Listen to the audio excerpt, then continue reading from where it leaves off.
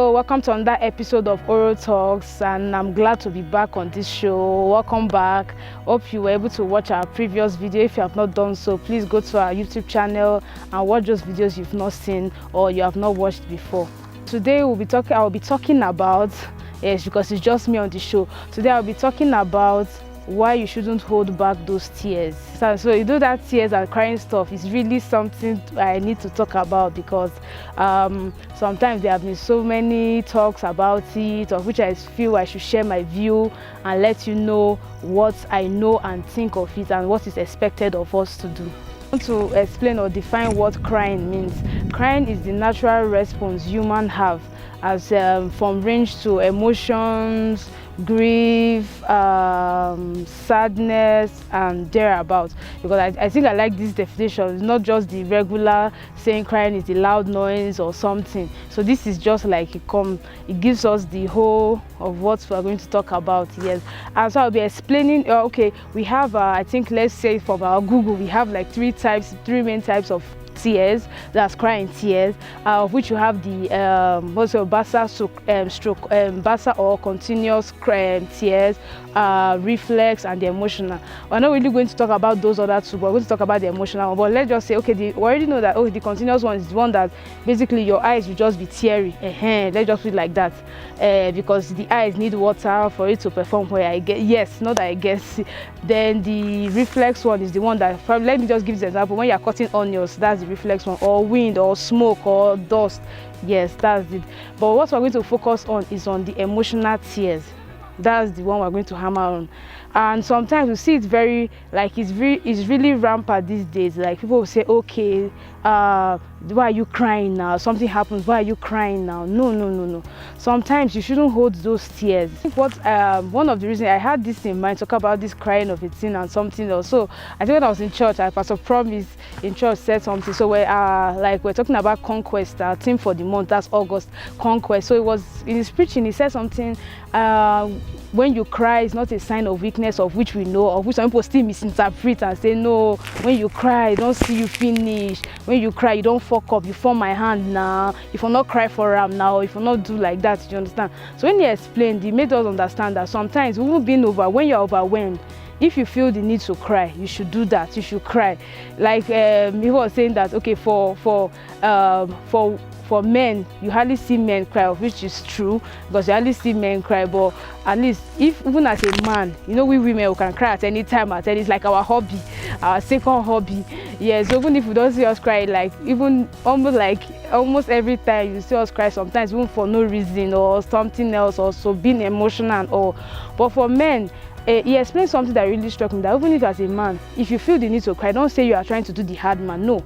Even if it's to go to your room and cry, you don't want your family, your wife, your kids to see you, just go there and pour out that tears, like let that tears go away, because crying has a lot to do for us, and that's what I'm going to explain now, what the benefits of crying and why you should not hold back your tears. One of the benefits is the smoothing benefits. Like, you see, it helps when you cry, it helps to regulate your emotion. It calms you down and it makes you reduce the distress you have. Yes, you know, sometimes you say, okay, when you cry, sometimes like, after that crying or after the shedding those tears, you understand that there's the way you just feel that even your emotions, everything will just like be swinging along with you. Then another benefit too is that it relieves pain.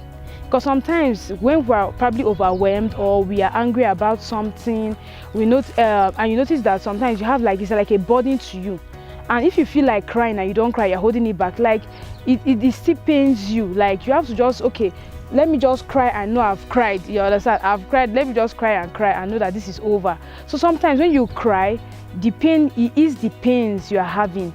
For example, if something is paining somebody, maybe for example now somebody annoys you and the thing is paining you to your bone arm that you want to even shed tears, and you feel, kai, this thing touched me, I need to I need to do this, but you just can't, because you can't do anything about it. But you find yourself that you have that your body is being pushed to not cry because of you being emotional.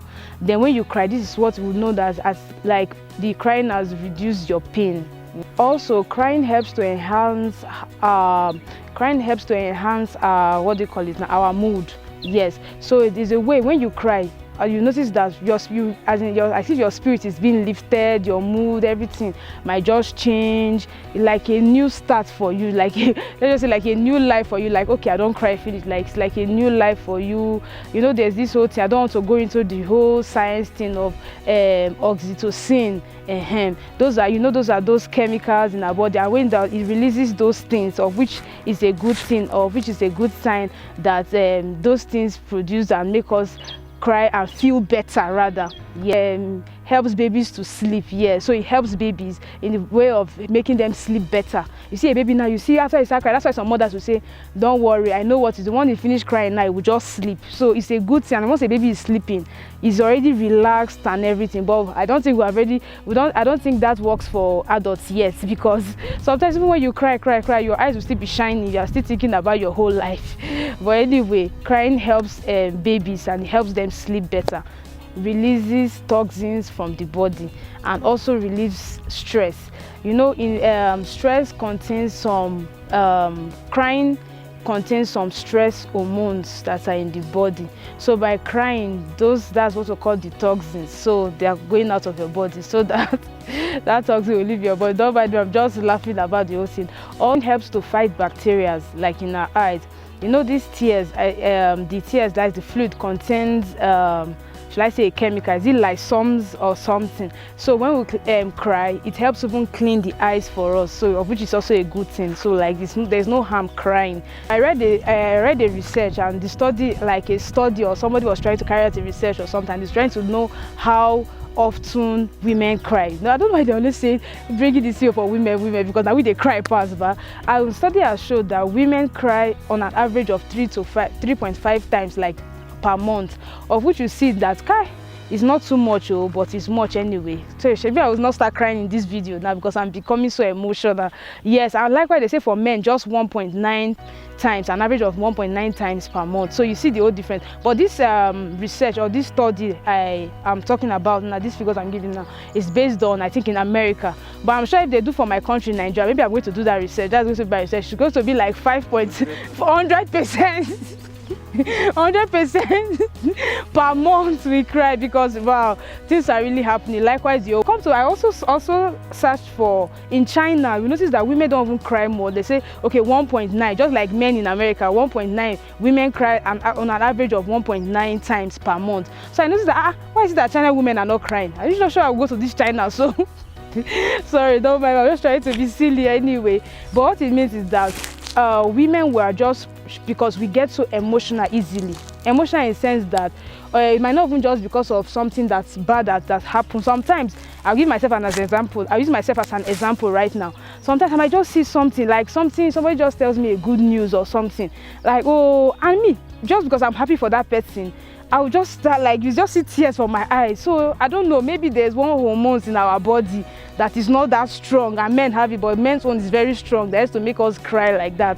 Maybe we'll also find that one in that study or so. Somebody has to do that research ahead, because while women tend to have to be more emotional, but men, even the ones that are emotional, they try to form the hard guy. Not allow hard guy kill these days. So if you need to cry, please cry. Please, who wants to cry should cry. The main reason for this video is that I want to encourage people today that if you ever feel the need to cry about certain thing or certain what is happening in a situation, don't hold back those tears. You need to cry it out. Like, you have to let it out, because there is no point keeping it. Because if you feel okay, you cannot be comfortable crying where people are, then you can go to a place you know that you can cry. Just cry it out. If it's in your house, in your bedroom in the night, just cry it out, because get scared. Sorry, I'm just trying to speak out, sir. Truly, I have to let those tears out. There's no point keeping it inside. Yes, you have to let it out, and don't make anybody make you feel that it's a sign of weakness. It actually shows that you're a strong person. You understand? Don't feel because if I cry in this person's front, like, you know, my own country now, typical Nigeria, like my country now, you see, if someone start crying now, maybe something's happening, have an argument, somebody is crying, they'll just feel that this one, you see, this one not strong. You understand? But deep down, that person knows what is touching him. Maybe the situation of the argument, or probably this person does not expect what is coming, and you are being emotional about it and all. Also, even if we say crying is normal, it does not still change the fact that when the tears or the crying is not too much, that's the cause of alarm. For example, a person they cry every day, that one, but we'll tag it as that may be a sign of depression, because those are one of the symptoms of depression. So I don't know if you're that kind of person that cries every day or so often. Please, I beg you need to see a doctor or talk to someone, because that one is not normal again. Oh yes, because so many things are going on and people have to speak out or say some things to people and everything. But if you cry very well, or you see somebody, or you know somebody that cries almost all the time, then there's a problem, and it might be a sign of depression. Thanks for watching this video. I've said some things and I don't know, let me know what you think on the comment section. Please subscribe to this channel and don't forget to cry that tears today. Bye.